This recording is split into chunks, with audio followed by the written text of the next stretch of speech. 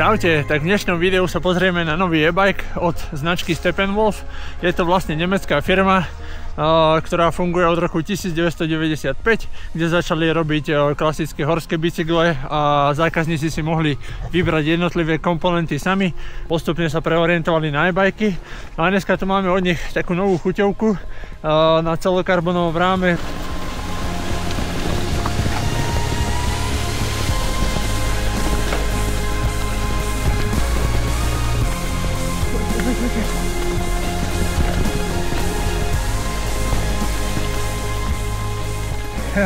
Zaujímavosťou je výrobca motora DJI, firma, ktorá sa najskôr špecializovala na filmárske chuťovky, ako sú napríklad drony.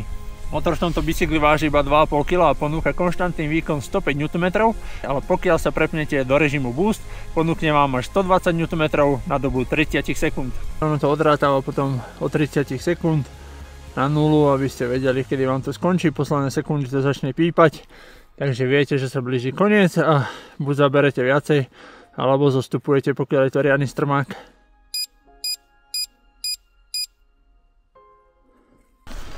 Osobne mi úplne postačuje aj výkon aktuálnych motorov okolo 90 Nm, s ktorými sa dá vyliezť naozaj prakticky čokoľvek. Ale samozrejme, 120 je už úplne iná káva, kde nezvládnuté stúpania pôjdu skôr na vrúb jazdca než bicykla. Skratke, kým sa na ňom udržíte, on ide a ide a ide. Tak.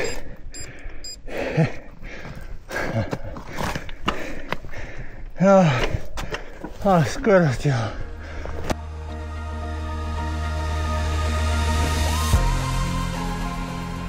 Hodno spomenúť aj nabíjanie batérie. Tá má kapacitu 800 Wh a je ukrytá v hlavnej rámovej rúre. DJI búra limity tiež v oblasti nabíjania, pretože k vyššiemu modelu pribaluje nabíjačku, ktorá doplní batériu z 0 na 75% za 1,5 hodiny. Veľmi chladne hodnotím aj ovládanie celého toho pohonu, ktoré je vlastne umiestnené tu a cez Bluetooth je spojené so zvyškom bicykla. A vlastne tie tlačítka fungujú tak, že klasicky horným si pridávate, spodným tú podporu uberiete. A pokiaľ chcete ten najvyšší režim, to znamená Boost, musíte to troška podržať a vtedy sa prepne a začne sa odrátavať 30 sekúnd. Zase naspäť si to upravíte len jedným kliknutím naspäť. A takisto walk režim, zapnete jednoducho len podržaním spodného tlačidla a displej vám začne ukázať rýchlosť, ako idete. A potom vlastne nemusíte robiť nič, len nastúpite na bicykel, zatlačíte na pedále a ono sa to automaticky prepne do režimu, ktorý vám pomáha v jazde hore kopcom.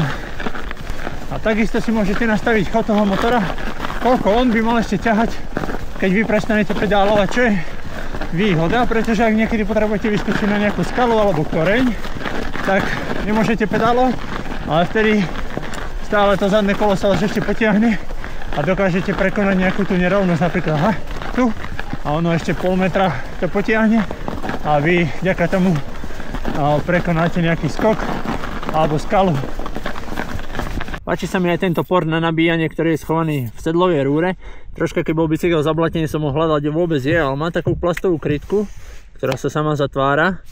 A ľahko sa to aj otvára, je to na magnet, takže vydrží, že tam nejaký čas pobudne, lebo niekedy sa stáva, že práve tieto krytky sa polámu, alebo zákazníci, alebo teda užívateľia si ich vytrhajú a potom je problém ich zohnať niekde náhradné.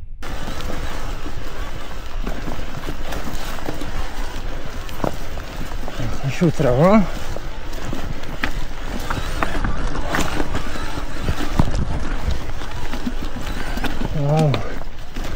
Wow. Osadený je štvorpiestami od Maguri, ale ja ich moc nemám rád, lebo jednak majú plastové telo a jednak keď si všimnete, tá šrobka, ktorá ich uchytáva je zo spodu a je z hora tej objímky a potom tu ostáva veľmi málo miesta na radenie, takže vlastne vždycky je medzi radením a brzdovou pákou hodne veľký priestor. Tu na to až tak nevadí, ale minule to jeden výrobca spojil s touto brzdou a zradeným XT-čkovým na icepack pomocou nejakého adaptéru. Bolo to príšerné, lebo stále sa to radenie opieralo o tú brzdovú páku, bolo veľmi ďaleko, plus brzdová páka bola krátka, takže sa to stále opieralo niekde o palce. Brzdy by som celkovo zaradil medzi také slabšie komponenty tohto bicykla. Sú to síce štvorpiesty, fungujú ako tak, ale plus sa k tomu prirátáva taký troška zložitejší servis a aby som skôr volil radšej Shimano.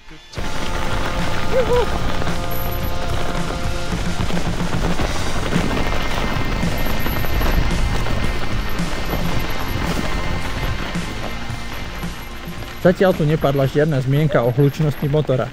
Ak ho škrtíte v tichu lesa, nejaké zvuky typické pre elektromotory z neho idú. Veď čo už by to bolo, keby sme nepočuli 1000 W.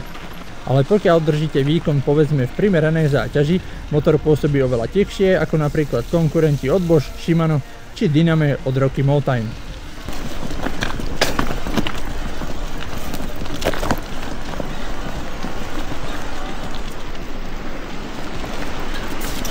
Ovládanie celého bicykla funguje veľmi intuitívne a ľahko. S prihliadnutím na výkon ma stúpania bavia možno ešte viac než z jazdy a čím horšie, tým lepšie.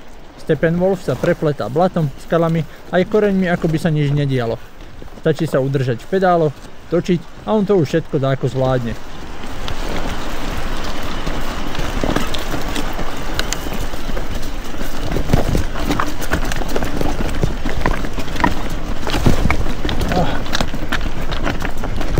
Ešte jednou vetou zostanem pri tomto displeji, pretože on vám tu ukazuje, aká je zaradená rýchlosť, čo je na transmission, alebo teda pri elektronickom radení už viac menej bežné.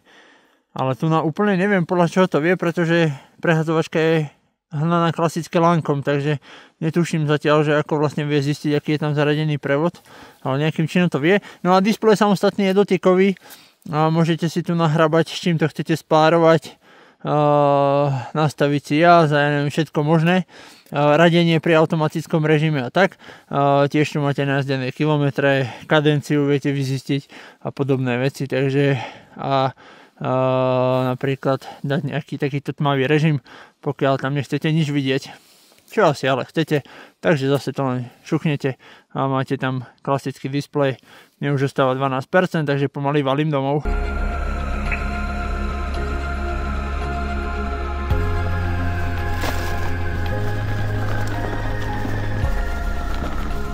A posledne sme tu mali takú éru ľahkých e-bajkov, teda aspoň sa tak chceli označovať, ale ja som ich moc nepochopil, pretože neviem, prečo by som mal mať v elektrickom bicykli slabú batériu so slabým motorom, takže moc som tomu neprepadol a jednoducho podľa mňa význam to nadoberie vtedy, keď to bude ľahký bicykel s poriadnou batériou a poriadnym motorom. Myslím, že Steppenwolf s pohonom DJI je veľmi blízko k tomu, pretože má 800-kovú batériu, naozaj silný motor a celý bicykel váži okolo 20 kg, čo je úplne podľa mňa super a dá sa na tom jazdiť.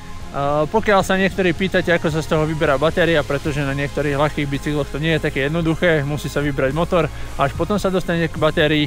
Tu na to také nie je to ani jednoduché, že by ste to vybrali kľúčom, ale musíte pod displejom vyskrutkovať jednu šroubu, skrytú motora zo spodku druhú a tak vyberete batériu.